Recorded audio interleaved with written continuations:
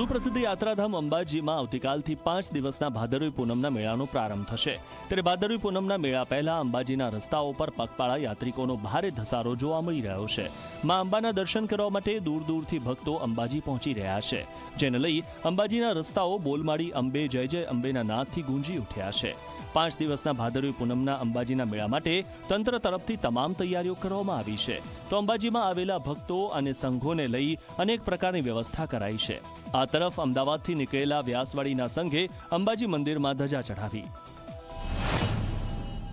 32 વર્ષમાં આજે ધજા ચઢાવી અમે આનંદ કરવા નીકળ્યા છીએ। એ આનંદ અમે મેળામાં ભીડભાડથી બચવા માટે અમે બધાને લઈ વહેલા આઠમની ધજા ચઢાવી।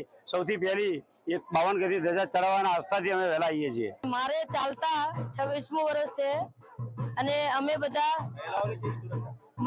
મહિલાઓની એકદમ સરસ સુરક્ષા છે, બધા સાથે મળીને ચાલીએ છીએ અને અમારા જે સંચાલકો છે એ અમને ખૂબ સાચવીને લાવે છે કે આગળ પુરુષો, વચ્ચે મહિલાઓ, પછી પાછળ બી જેન્ટ્સ રાખે છે।